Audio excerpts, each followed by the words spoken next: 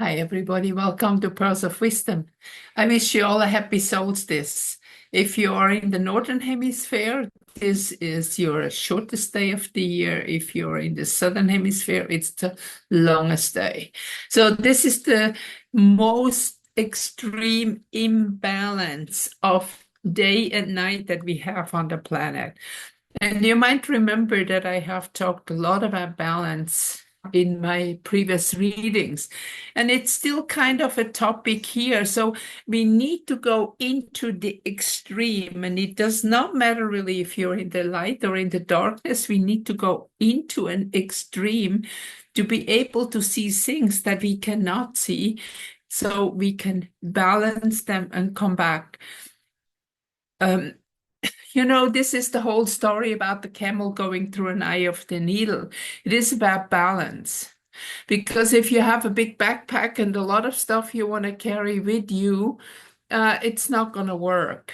I remember many years ago I had a dream, and a reoccurring dream again and again. I was running to the train station. I had a heavy suitcase, and I could not reach the train. Every time the train just off when I came there, with my heavy suitcase. And one day I just dropped the suitcase and run and got the train. So that was a very typical dream of that. And I think it doesn't matter on which part of the planet you are, it all has a reason. Remember what I always say, you are here for a purpose. You are one of the chosen ones. Everybody is chosen, otherwise you wouldn't be here. To have a certain experience in this lifetime in the process of awakening and shifting of consciousness. So now, what is happening in the moment? I think whatever comes into your life now, look at it very closely. And I have the Dakini cards for you that I will share now so that you can see even more clear what is going on. And you can see here that we have the first card is the Cremation Ground meditation. And that's exactly what I was talking about actually, because it is now important that we get ready to leave the past behind us. Now, the bones, they represent knowledge. You know that within the bones we find all our the DNA is fully contained in the bones, and all the information is there. So that is all the information of 3D world, of many incarnations and times we have spent on the planet. And it is now the time that we move beyond. You see here in the back is a new world emerging. So the meditation, the cremation ground is like we look at things again, we go into the most extreme of experiences we've ever had. And I was just discussing with my friend about that. A lot of people, they look back and one only see themselves when they were a victim. And I have done regression therapy. I mentioned that once in a reading before, for about 10 years in the 80s. And my experience was, and it was every time the same. The moment that a person went back and did not experience him or herself as a victim anymore, but a perpetrator, they gave up. They didn't come back because it is so much more difficult to look at a life that you have been the bad guy, person, girl, whatever. And to balance this is extremely difficult, especially for those who are in the New Age scene, oh, you're not supposed to get angry because you're a light soul and all that kind of stuff. But we are here for experience, and we have to experience the good and the bad. And through this experience of good and bad, the next step is moving beyond judgment. Because on the highest level of consciousness, when we look back, there is no good and bad, there is experience. And a lot of people who have traumatic experience in this lifetime, they have chosen to go on a fast road and clear a lot of karma in one go. It is really difficult to understand that when you see what's going on in the world. And honestly, I tell you, I have a problem too. But on the other hand, a deep knowing within me that this is the absolute truth and that this is what is happening. So look very closely at what happened to you in the moment in time, what you have to confront, what kind of I don't like so much to say the word karma, but karma is not just negative because karma is also a talent. For example, the very talented musician or artist or engineer or whatever has already had many experiences in a past life. That's why they know. So even if we don't consciously remember, we take part of our past lives with us into that life. Like remember mathematical formulas or how to paint or how to sing or how to play an instrument. It's already there. So it's just like to remember to bring the skill back. And this is actually the second card that is talking about it. And you see the tip of the tongue actually is one of the most sensitive spots in the body that we can sense things very refined. And you have peaches here and blackberries in the background. So this is also about to enjoy life, enjoy the experience of life and take it in fully. Don't run through life or don't go by the fast train. Take the moments that you have now. Actually, we are on a fast train already. You all know that the time was speeding up already quite a bit. And we have like when we had the how can I say that? The comparisons of 24 hours, like 50 years ago or so, was something completely different than it is today. It is speeding up, and this has nothing to do with the mechanical clock or anything, but with our consciousness. The more refined our consciousness is, the higher we move in the consciousness, the faster we have the feeling that time passes and the more it is required that we come into the here and now. So this is the card that the fruit essence, the elixir, the enjoyment of the moment, and it does not matter if it's positive or negative. It is every moment that is in our life right now is to show us something, to give us some experience, to give us some not really knowledge. It's the deep knowing inside, the knowledge that is beyond the judgment. We so fast tend to judge everything what happened, everything good and bad. But again, remember, yin and yang, positive, negative, has nothing, but really nothing to do with good and bad. It is just like the electricity. We have the two poles, the positive and the negative. And without them, we have no energy because we need that for the energy. Take one pole away and nothing happened. So this is how we function. And once we learn to really taste the moment in its full experience, then we come here to this card that is called horseplay. And you see a mother horse with a young horse in the background. And in the back, we can see actually the riders of the apocalypse. And the fourth horse you see is only a shadow here. You don't see the physical horse. So this has something to do with spontaneity.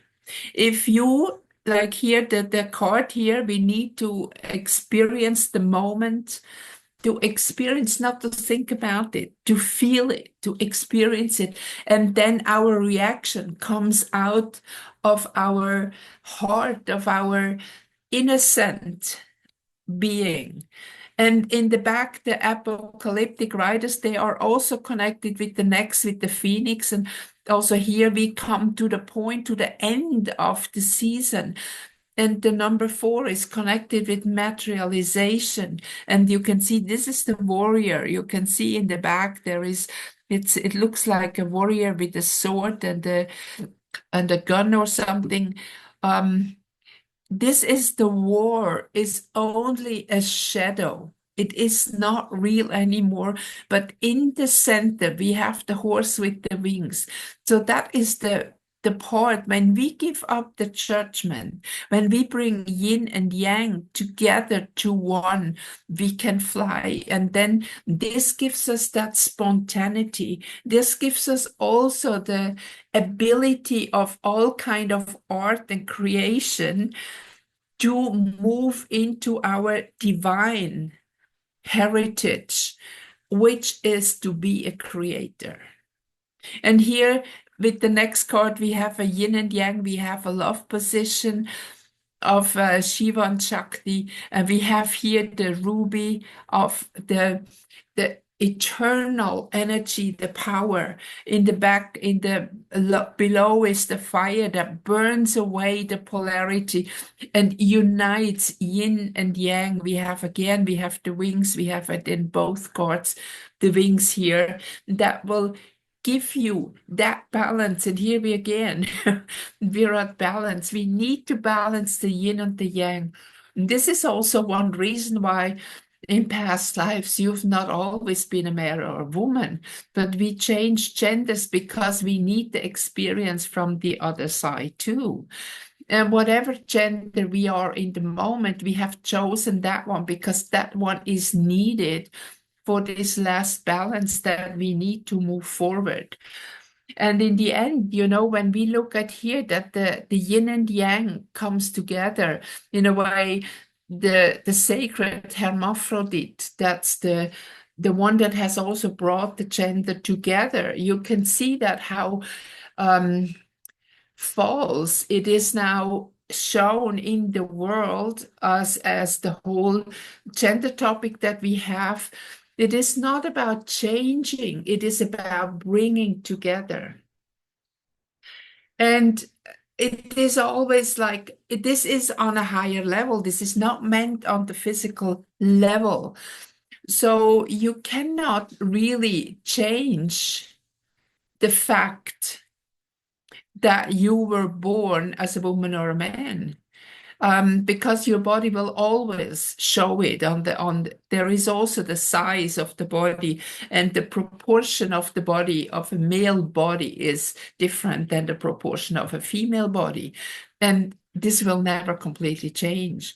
So that part, what you have chosen to incarnate, is the part that was missing before, so you can balance your female, male, your yin and yang part to become whole. And then when this is done, we have the last laugh, the future. And you see, that's just the mouth, and there is the X.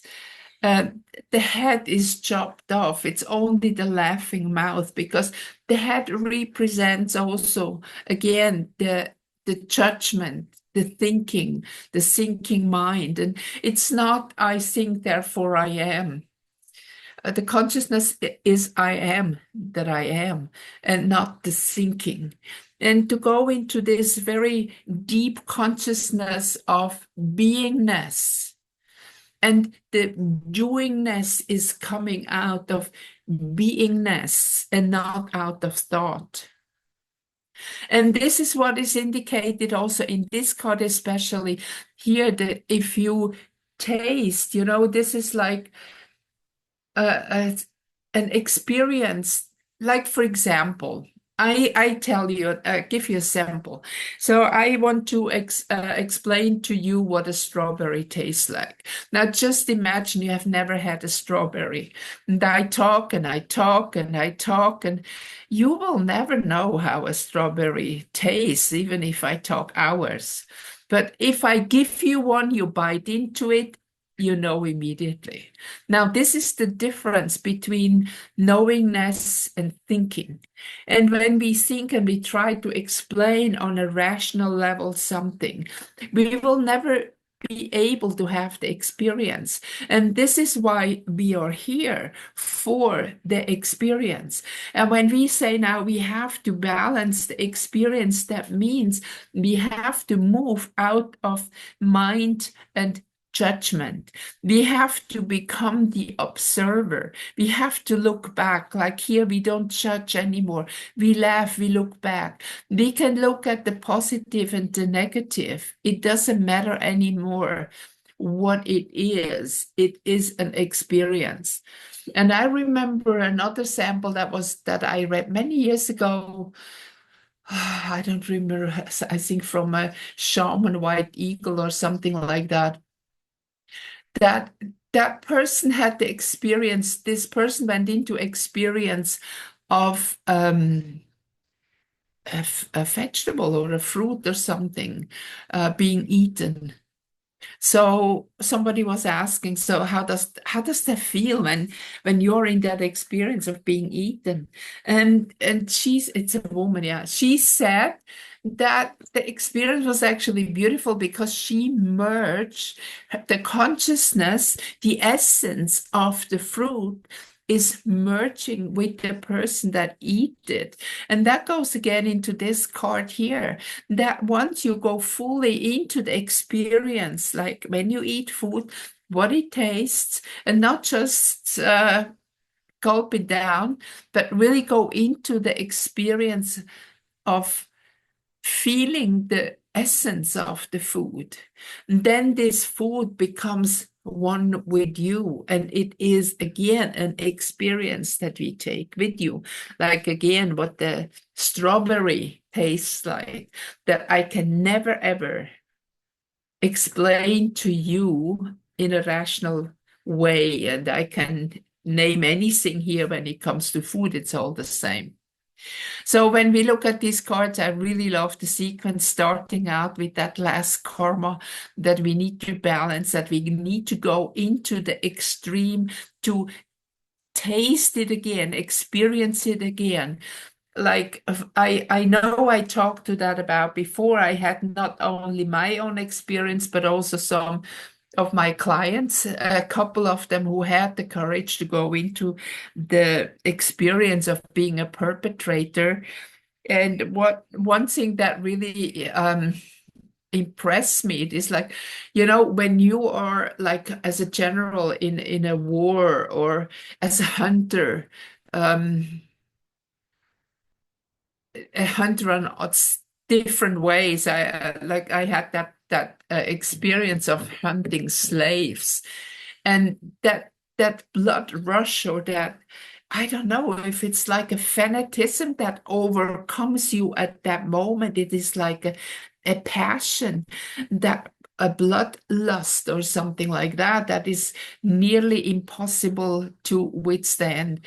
And once it's like when you look back at the consciousness level one has been at that time, if it's you or not you, it doesn't really matter. But if you have an experience of a past life when you went through it, you cannot judge anymore, because that was your consciousness level then, and you truly did believe what you did was right. It has something to do with society, with expectations of parents and religion and everything around. When they tell you, for example, that this guy is a really bad guy and you have to hunt him down because you need to kill him because of blah, blah, blah, it doesn't matter what, then this is when you believe that you go and hunt it down and you have that feeling that you are doing right.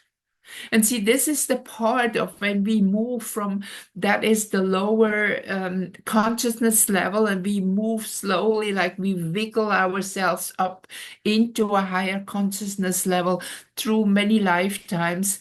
Today, I know that nobody is bad in that way, but they all are in a experience, in a series of experience that bring them further on their path of evolution. And even now, we have people on the planet that are even consciousness level, even before kindergarten, first grade, second grade, high school, university, and beyond. And we have to learn to accept that everybody has that experience that she or he needs and has chosen in that moment of time for their evolution, awakening, and the process to shift into a higher realm. And very often people who go through tremendous pain and tremendous challenges, they have the highest expectation of moving, of jumping forward, because there comes the moment when you don't care anymore about any superficial thing that exists on the planet. You have only one thought left, and that is, I give up. I give up everything, and I want to go to the light. Angels, whatever you say, God, angels, whatever, help me, take me out. And that's the moment when you're free. And the others, they have a different journey to go there, and they have different ways to be there. But one thing I guarantee you, that the material conveniences and what is ever a superficial life with luxury, whatever, does not have any attraction to you anymore. And again, I'm not talking about you have to be poor. But this is in the Buddhist philosophy very clear. We are not attached to what we have. That is the philosophy. We can let go at any time, at any moment. And this is the path that will bring you to the last laugh, to the future, the moment when you can ascend. And it doesn't matter anymore, because you know the illusion of the 3D world. That is the moment that you move forward. So this is the message for that solstice. So this is the part that we go into that extreme and slowly move again towards balance. And everything that we now tackle and everything that we look at will disappear. You might remember the saying, what you resist persists, what you look at disappears. And that's exactly how it is. So don't think that when somebody is coming in your life, annoying, whatever, it's not a coincidence. You have called that experience into your life. So take responsibility, meaning respond to the situation. I wish you a wonderful day on this solstice. I wish you a beautiful holiday. And well, I have a reading soon for you again for the next, what do we have? Full moon? No, dark moon. We just had a full moon. Moon is going down. Bye bye for now. See you soon again.